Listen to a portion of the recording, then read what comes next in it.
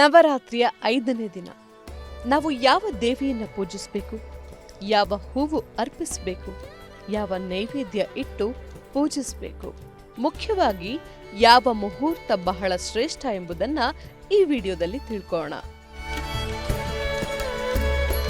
ನವರಾತ್ರಿಯ 5ನೇ ದಿನ ದುರ್ಗಾದೇವಿಯ 5ನೇ ರೂಪವಾಗಿರುವಂತಹ ಸ್ಕಂದ ಮಾತೆಯನ್ನ ಪೂಜಿಸ್ತೀವಿ.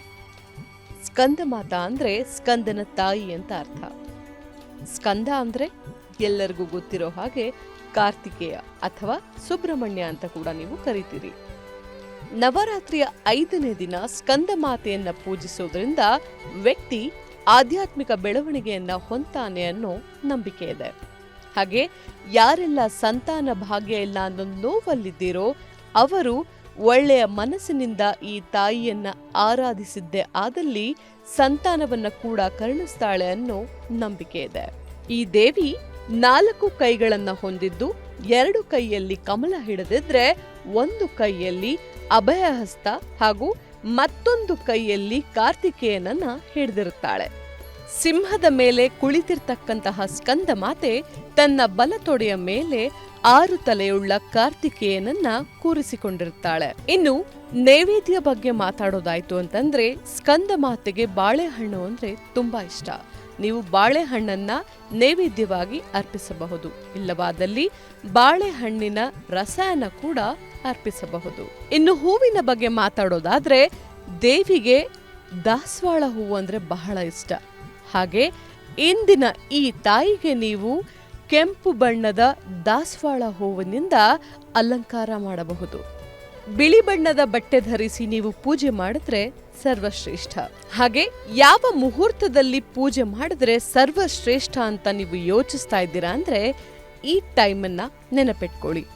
ಬ್ರಾಹ್ಮಿ ಮುಹೂರ್ತ 4 ಗಂಟೆ 40 ನಿಮಿಷದಿಂದ 5 ಗಂಟೆ 28 ನಿಮಿಷದವರೆಗೆ.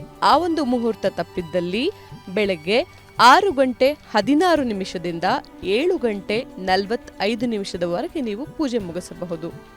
ಈ 2 ಸಮಯ ಬಹಳ ಬೇಗ ಆಗತ್ತೆ ಅಪ್ಪ, ಕಷ್ಟ ಆಗತ್ತೆ ಅಂತ ಅಂದ್ರೆ 9 ಗಂಟೆ 13 ನಿಮಿಷದಿಂದ 10 ಗಂಟೆ 42 ನಿಮಿಷದ ಒಳಗೆ ನೀವು ಪೂಜೆ ಮುಗಿಸಬಹುದು.